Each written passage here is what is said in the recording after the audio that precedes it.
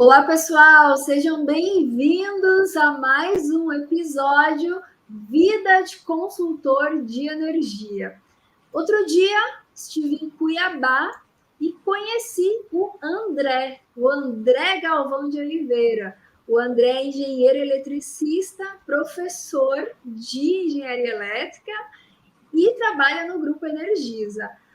Gostei muito de conhecer o André e a primeira coisa que eu pensei é: preciso levar o André para o nosso programa Vida de Consultor de Energia. Fiz o convite e ele aceitou. Seja muito bem-vindo, André. Obrigado pelo convite. Eu agradeço a todos aí. É um prazer estar aqui com vocês e com a Ju.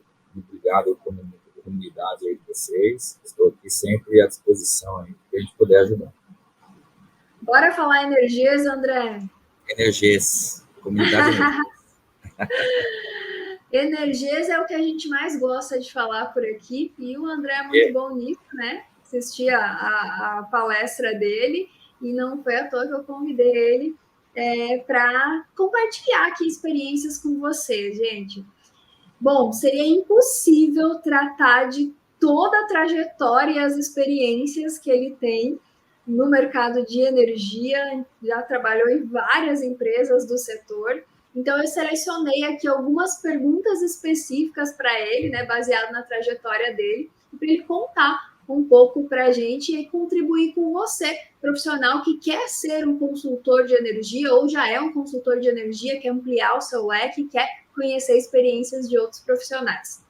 Bom, o André, ele começou, teve toda uma trajetória, né? Mas ele me contou uma experiência legal que ele teve na indústria de refrigeração.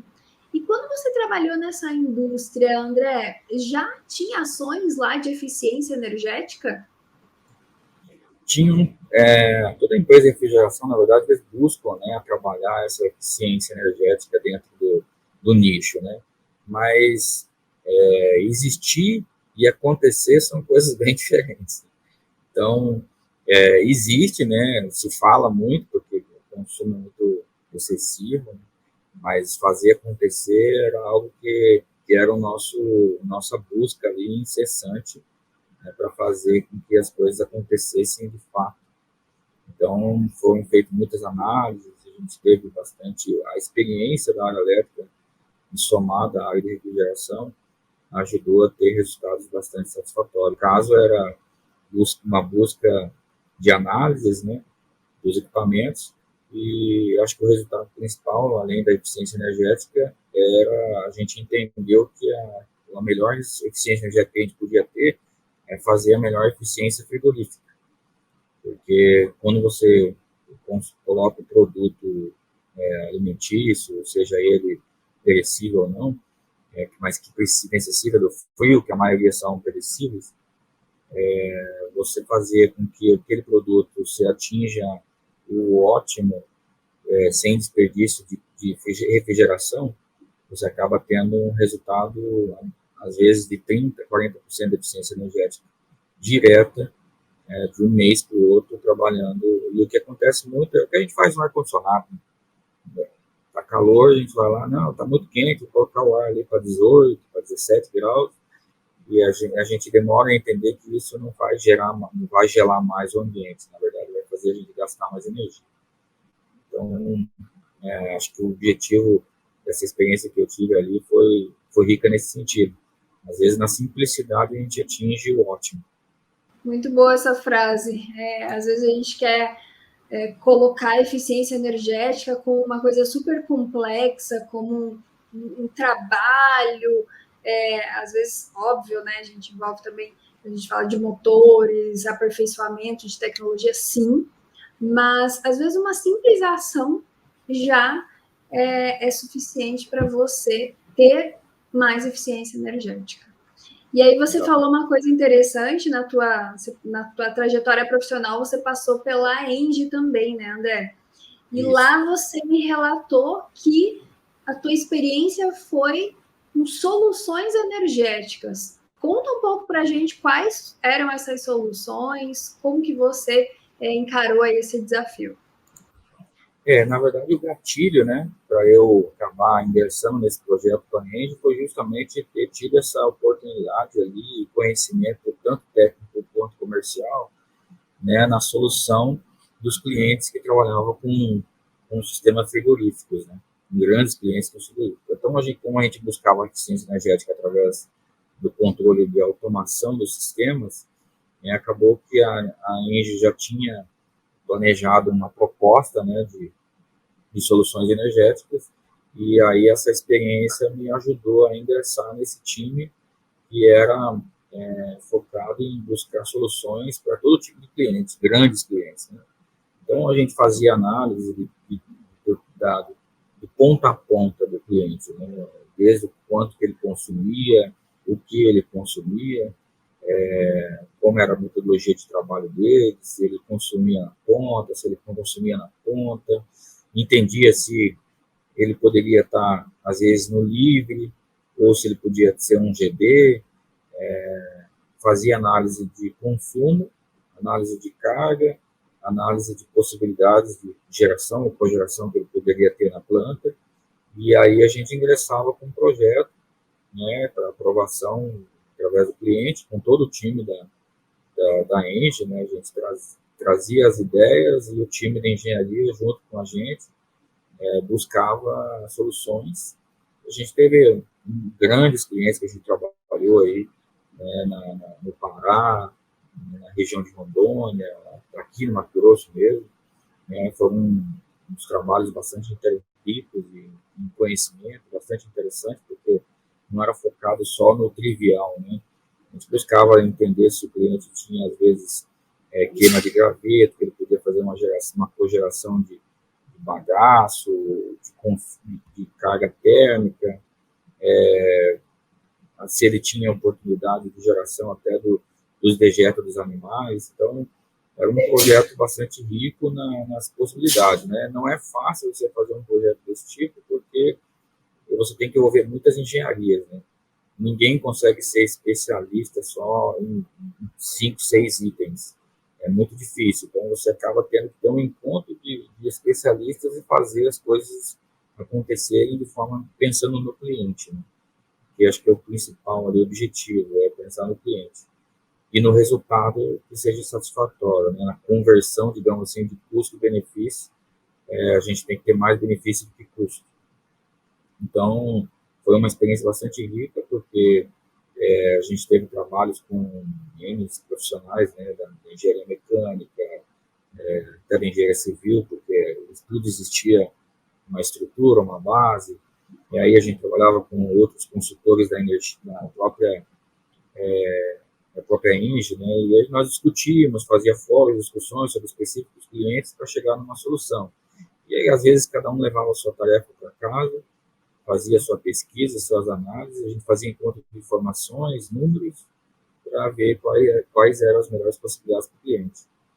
E aí apresentava para o cliente e geralmente esses projetos eram bastante ricos, porque a gente estudava muito o cliente para oferecer o que a gente via como o que a Engie entendia como melhor proposta. Não são projetos que saem da noite para o dia, porque eles são projetos, né, elaborados através do resultado do cliente, não é um produto de prateleira, né? Isso envolve muita engenharia, mas eu acho que esse tipo de atendimento de serviço, eu acho que vai crescer cada vez mais aí no mercado, atendimento personalizado, né? Porque às vezes a gente quer fazer produção em série, né? Produto sério, passa essa receita, põe para outro, vai funcionar.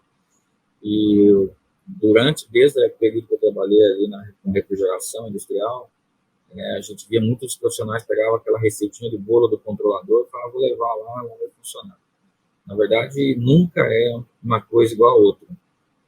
O que eu cheguei a entender nas práticas minhas, os resultados eram o seguinte: o que eu usava como receita do cliente X, levava para Y, ele me servia como base de referência apenas. A base de referência, e dali com aquela base conseguiria ter melhores resultados fazendo as análises daquele comportamento daquele cliente. E, então, através disso, a gente enriqueceu bastante os trabalhos que a gente teve ali na Engie, buscando individualizar as receitas de cada cliente. Legal, André. Duas coisas importantes que você falou agora. A primeira é cada cliente, cada consumidor é único, então sempre que você atender um consumidor é personalizado, gente. Cada solução é específica, cada perfil de consumo é diferente, cada um tem as suas características. E a segunda coisa é você nunca vai conseguir resolver e apresentar e instalar, implantar todas as soluções sozinho. Economia de energia, soluções energéticas é multidisciplinar. Então você precisa ali de vários profissionais, várias empresas envolvidas para conseguir atender todo o leque de soluções possíveis. Então, muito legal isso. Você nunca precisa e nem deve fazer tudo sozinho. Você tendo parcerias, tendo até setores ou outras empresas que dominem as soluções, já é suficiente para vocês construírem essa solução integrada.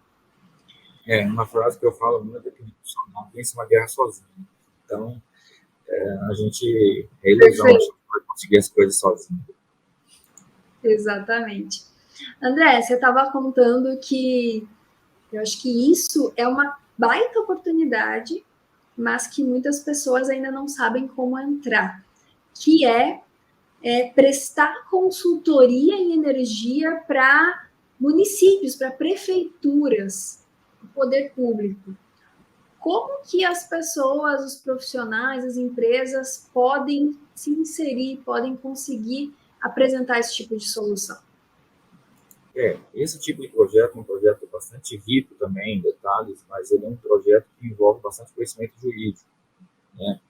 Na verdade, quem tem vontade de trabalhar com isso, eu acho que tem um campo de oportunidade absurdo aí no mercado, porque hoje em dia os municípios estão, o dinheiro público, ele é finito.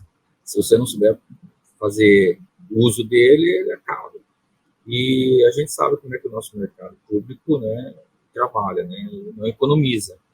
Mas com as novas sanções, né, de leis que a gente teve nos últimos anos, acabou travando bastante as possibilidades para fazer licitações, porque exige do município uma qualificação técnica, um corpo técnico, tanto jurídico quanto técnico mesmo, né? E isso acaba dificultando os municípios a ter acesso a essas possibilidades de facilitação, né, de colocar editais que atendam e a coisa funcione. E dessa maneira, por não conhecer, todos os municípios não estar preparados tecnicamente para isso, né, as possibilidades hoje que eu vejo bastante promissoras na área pública são as PPA, né, as parcerias públicas-privadas e as parcerias públicas, as parcerias, enfim, as parcerias públicas, né, que na verdade inclui uma manifestação de interesse público ou manifestação de interesse privado, que na verdade muda só a ordem de quem está partindo o interesse. Se o município está interessado, é manifestação de interesse público. O município lança o edital, estou abrindo uma possibilidade de estudo, pode ser um P&D, pode ser um projeto, parceria com alguma empresa, e ele vai discorrer sobre aquele projeto. Ou pode ser a própria empresa, né, manifestação de interesse privado. Aí, nesse caso, uma empresa, como na época a Engie, né, desenvolveu aí um projeto no Rio de Janeiro, né, e hoje é bastante promissor, porque quando as empresas entram no processo, ela tem uma conta, né, um consórcio, né, que se monta através de um fundo que vai patrocinar isso, pode ser um banco, pode ser um fundo estrangeiro, e o projeto tem mínimo de 10 anos para executar. Então, para se executar e planejar, né, então, se o projeto tem 3 anos, você tem 10 anos para pagar. Então, acaba que você tem um benefício para o município, no sentido de, por exemplo, hoje uma prefeitura, provavelmente, com certeza, muitas delas pagam 3,5 milhões de, de conta de energia por iluminação pública, né? Isso ela paga para as distribuidoras repassam isso nas contas, né, como tarifa de tarifa pública, né, de iluminação pública. Então, esses interesses acabam, às vezes, beneficiando o município e a população. Por quê? Porque se um projeto hoje custa para uma prefeitura 3,5 milhões de custo de energia, se você faz um projeto que você economiza 2,5 milhões por mês, ou que seja 1,5 milhão, que seja solar, seja independente de qual tipo de trabalho que seja, e você faz um consórcio durante 10 anos, você consegue pegar em parceria de uma empresa de recursos financeiros com uma taxa de juro atrativa, né? Obviamente vai ter um fundo garantidor, que a lei permite. O fundo garantidor, às vezes, pode ser né, igual a Engie, na época ela estava fazendo uma parceria com a prefeitura aqui da região aqui do Rondonópolis, né, da região de Itiqueira, porque ela recebia mais de 400 mil de royalties da Engie por utilização do recurso do rio para fazer a usina. Então, para ela era o melhor interesse que tinha, ela poderia fazer uma penhora daquele benefício público. Aí, obviamente, os recursos públicos existe uma consideração jurídica muito forte. Então, basta você alinhar, né, as considerações jurídicas de forma legal e fazer o recurso financeiro de forma legal e você acaba executando com uma parceria da prefeitura do município. Isso acaba barateando o custo das prefeituras e dos municípios e acaba tendo um recurso de sobra, né, no município, que ele deixa de gastar, acaba economizando aí, e ele ainda tem 10 anos para pagar esse investimento, esse projeto. Então, aí o que eu digo que vale a pena estudar isso, é porque os municípios, muitos deles não conhecem, né, às vezes conhecem, mas não sabem como é que funciona, né, tem projetos até instituições federais, a gente sabe que tem algumas universidades federais, aí, acho que lá no Nordeste, que fez alguns projetos de solar, descentralizada, migrou para o livre.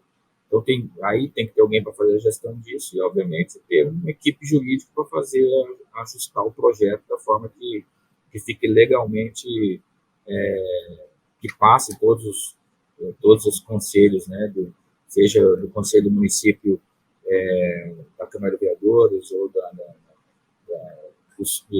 dos interesses jurídicos, né, do município, para que as coisas rodem de forma redonda e de forma perfeitamente legal.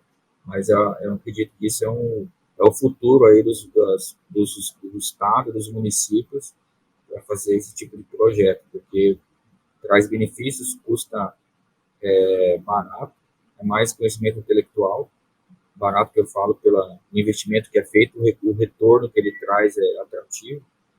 O projeto, algumas análises que eu fiz, a prefeitura ia deixar de gastar 3,5 milhões de energia por mês para pagar numa fatura de 1,5 milhão em 10 anos. E depois esse 1,5 milhão ia virar 500 mil. É um benefício excelente para o município. E uma dica importante também, além das que você deu, André, eu vejo porque eu acompanho aqui a divulgação da newsletter, de informativos aqui da BGD, e às vezes eles mandam, na verdade é com bastante frequência, viu? Abertura de editais para profissionais ou empresas da área de energia. Eu já vi abertura de edital para gestão de energia, interpretação de fatura de energia, trazer soluções de economia para faturas. Eu já vi de energia solar até tem bastante, já vi de migração para o Mercado Livre. Então, as prefeituras estão cada vez mais abrindo esses editais. Então, fiquem sempre de olho, porque aí também moram oportunidades.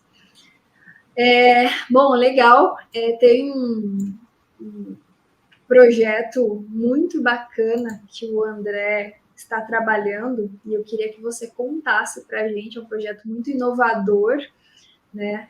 Que partiu aí do grupo Energisa, né? A Energisa Mato Grosso está para implantar a primeira subestação digital do Brasil.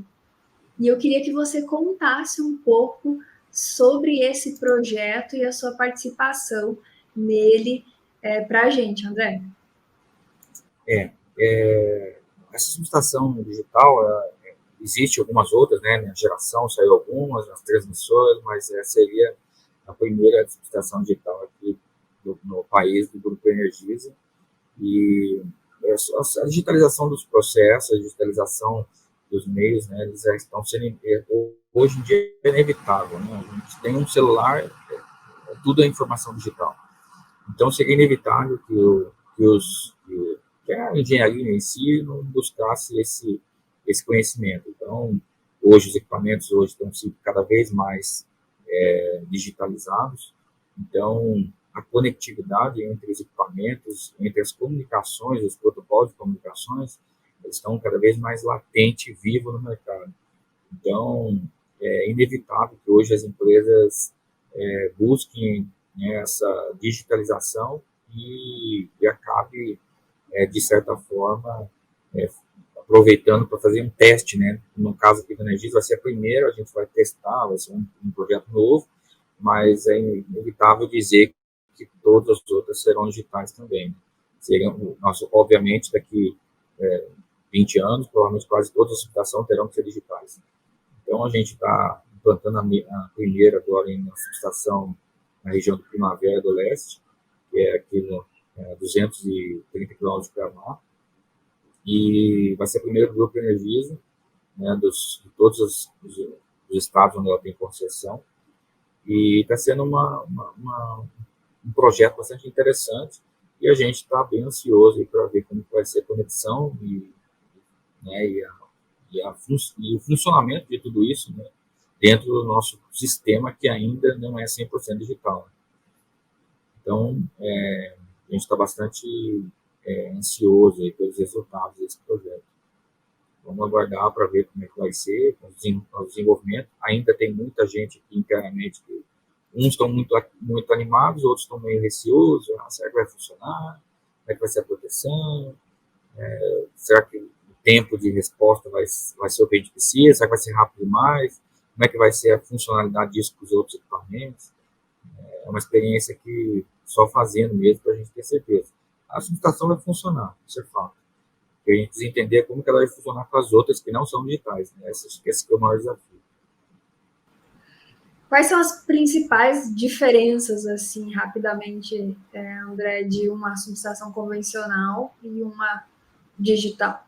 Acho que as principais diferenças é a economia nos cabos de comando e controle, né? Hoje, os equipamentos de subestação digital, a gente passa uma fibra ótica, um RJ45, praticamente cabo de internet, né? E a gente não usa mais cabo de comando e controle. É reduzido quilômetros e mais quilômetros de cabo de comando e controle. E aí, obviamente, os problemas que os cabos de comando têm, né? Que é interferência eletromagnética, rompimento, manutenção. Vai ter manutenção, mas vai ser de forma diferente, talvez mais caro, provavelmente, e aí tem que ser analisado, né? Por isso que a gente vai fazer as primeiras, e depois a gente vê como é que vai ser. Muito legal, muito legal. Estamos animados e ansiosos para saber mais informações. André, você é um professor da Univag, da Universidade aí de Várzea Grande, no Mato Grosso.